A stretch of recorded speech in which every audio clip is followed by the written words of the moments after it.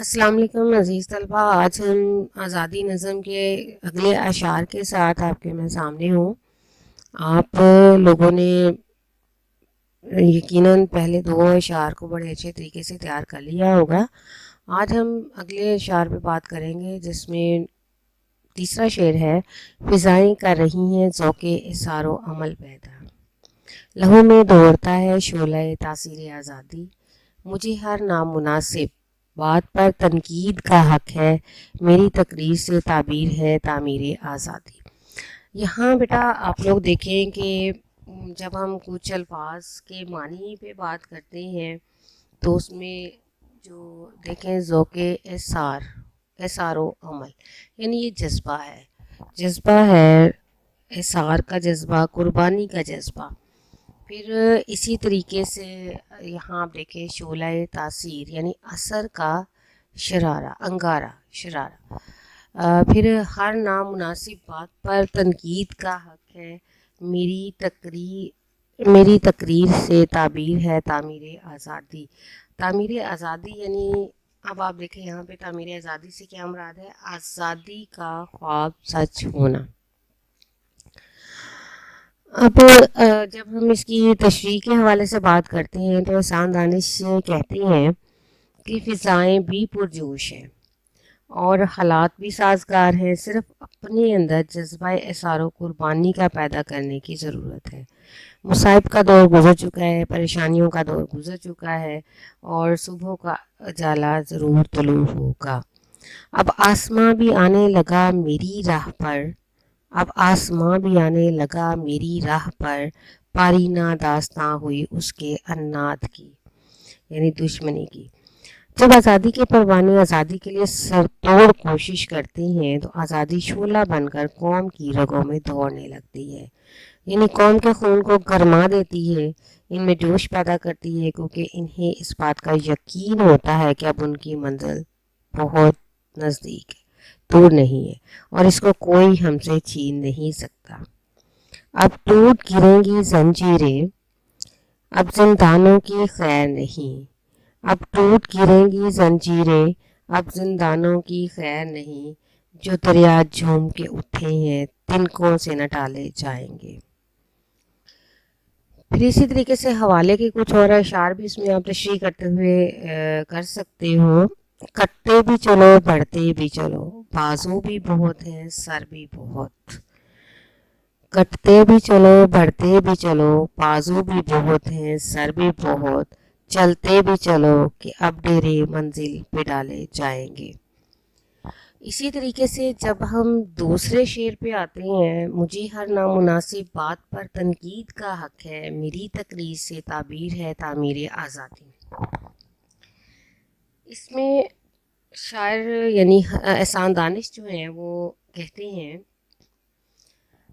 کہ باقی لوگوں کے اندر بھی احساس ہوتا ہے، لیکن احسان دانش جو ہیں وہ زیادہ باقی لوگوں سے احساس کرتے ہیں اور کہتے ہیں کہ وہ حالات کو اپنی نظروں سے دیکھ رہے ہیں، کہ جو عوام کے سامنے پہلو نہیں ہوتا، جو عوام کو نہیں بتایا جاتا، وہ قوم کے ہمدرد ہوتے ہیں، ان کو یہ حق حاصل ہوتا ہے کہ وہ اچھائی اور برائی میں تمیز کر سکیں، ہر برائی کو عوام کے سامنے لا سکیں۔ یہ عجب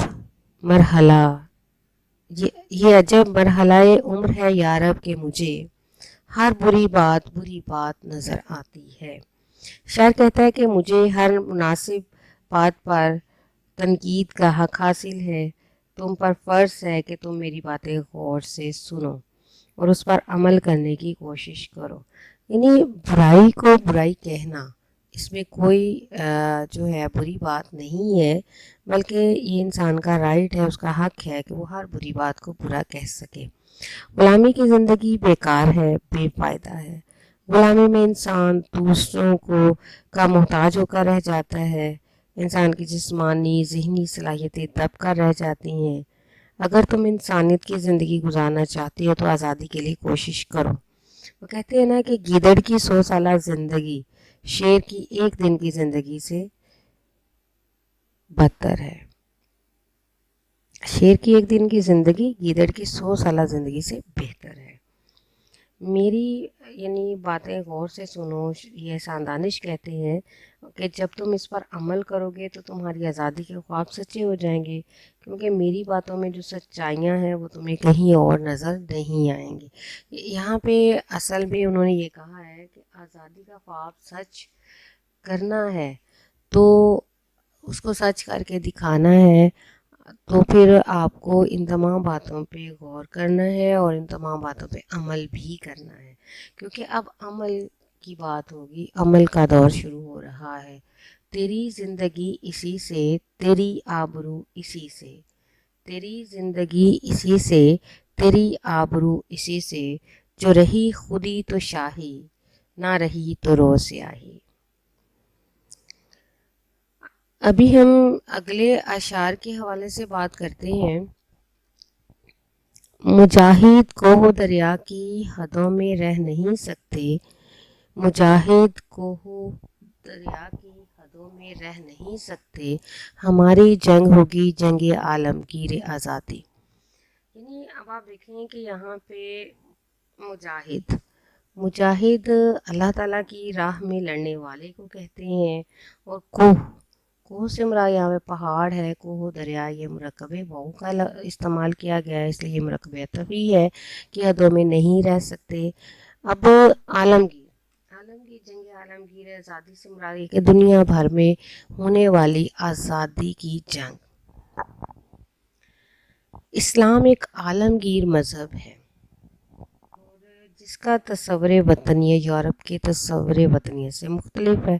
اسلام میں ملک کی حدود کا تعین کوئی معنی نہیں رکھتا، بلکہ ایک مسلمان دنیا کی کسی بھی خطے میں رہتا ہے، کوئی سی بھی زبان بولتا ہے، کوئی سا بھی لباس پہنتا ہے، اگر وہ کلمہ گو ہے تو اس کی پہچان بحیثیت مسلمان کی ہے۔ اس سے کوئی فرق نہیں پڑتا کہ وہ کس ملک کا باشندہ ہے اور کس ملک کا رہنے والا ہے۔ جب مسلمانوں پر کوئی مشکل وقت آتا ہے تو اللہ کی راہ میں لڑنے والے نڈر مجاہد اٹھ کھڑے ہوتے ہیں، ان کے سامنے یہ کوہ دریا کی حدیں کوئی معنی نہیں رکھتی، کیونکہ یہ وہ عظیم لوگ ہوتے ہیں جن کی جنگ دولت، سلطنت اور حکومت کے حصول کے لیے نہیں ہوتی، بلکہ وہ اللہ کے پیغام کی حفاظت اور اس کو دنیا بھر میں پھیلانا اپنی زندگی کا مقصد گردانتے ہیں۔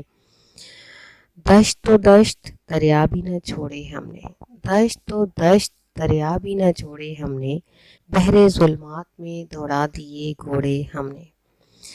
اس لیے احسان دانش کہتے ہیں کہ ہماری جنگ تمام دنیا میں ہوگی، ہم ہر محاذ پر لڑیں گے اور کفر کے غلبے کو دنیا سے مٹا دیں گے۔ مسلمان جو اس سچے دین کے محافظ ہیں وقتی طور پر کمزور ہیں، لیکن خدا اپنے دین کو ضرور کامیابی سے ہمکنار کرے گا۔ آج بھی جو ابراہیم کا ایماں پیدا، آج بھی ہو جو ابراہیم کا ایماں پیدا، آگ کر سکتی ہے اندازے گلستہ پیدا۔ غلامی کے دھوئیں اڑنے لگے بہروپیے کانپے، فضاؤں میں جو گونجا نالہ شبگیر آزادی۔ اب یہاں آپ دوسرے شعر میں دیکھیں کہ غلامی کے بہروپیے ذرا جنہوں نے بہروپ بھرے ہوئے ہیں، ڈھونگ رچائے ہوئے ہیں، اور بظاہر وہ کسی اور انداز میں نظر آتے، بہت اچھے نظر آتے ہیں، لیکن حقیقت ان کی کچھ اور ہے۔ کچھ لوگ ایسے ہوتے ہیں جو ظاہری طور پر اپنے آپ کو بڑا نیک اچھا ثابت کرتے ہیں، لیکن اصل میں وہ نہیں ہوتے۔ فضا میں گونجا نالہ شب گیر آزادی۔ شب سے مراد ہے رات اور نالہ آواز، آواز کو کہتے ہیں شب گیر، یعنی رات کو اپنی لپیٹ میں لینے والا، آزادی کی۔ اب یہاں آپ دیکھیں کہ دوسرے شعر میں احسان دانش کہتے ہیں کہ غلامی کا دور ختم ہونے والا ہے۔ جو آثار نظر آ رہے ہیں ان سے واضح پتہ چل رہا ہے کہ یہ جھوٹے لوگ شکست سے دوچار ہوں گے اور ملک میں آزادی کا دورہ ہوگا۔ اسلام کے جلال کا پرچم ہوا بلند، اسلام کے جلال کا پرچم ہوا بلند، بستی الٹ گئی ہے سمود اور عاد کی۔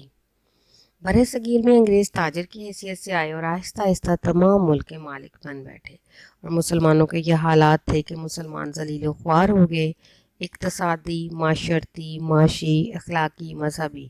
غرض کے ہر لحاظ سے تنزل کا شکار ہو گئے تھے، لیکن شاعر کو اب اس بات کا یقین ہے کہ مسلمان جلد اپنا کھویا ہوا مقام حاصل کر لیں گے۔ جیسے کہ علامہ اقبال نے کہا تھا، نہیں ہے نا امید اقبال اپنی کشت ویراں سے، نہیں ہے نا امید اقبال اپنی کشت ویراں سے، ذرا نم ہو تو یہ مٹی بڑی زرخیز ہے ساقی۔ شاعر کو امید ہے کہ اگر مسلمانوں نے اپنی مجاہدانہ روش کو اختیار کیے رکھا تو وہ دن دور نہیں کہ جب مسلمان دنیا میں انقلاب برپا کر دیں گے۔ مسلمان ایک نئی دنیا تعمیر کریں گے، ایسی دنیا جہاں مسلمانوں کا بول بالا ہوگا، اسلامی قانون و شریعت کی بالادستی ہوگی، جہاں مغربی اقدار کی بجائے مشرقی اقدار کو فروغ دیا جائے گا، اور تمام دنیا رش کرے گی کیونکہ مسلمانوں میں جذبہ آزادی بیدار ہو چکا ہے۔ نظر آتا ہے لہراتا ہوا اسلام کا جھنڈا، نظر آتا ہے لہراتا ہوا اسلام کا جھنڈا، ہر سو نور پھیلاتا ہوا اسلام کا جھنڈا۔ ظفر علی خان نے بھی اسی حوالے سے ایک شعر کہا تھا، کوئی دن جاتا ہے پیدا ہوگی ایک نئی دنیا، کوئی دن جاتا ہے پیدا ہوگی ایک نئی دنیا، خون مسلم سر پہ تعمیر جہاں ہو جائے گا۔ شکریہ۔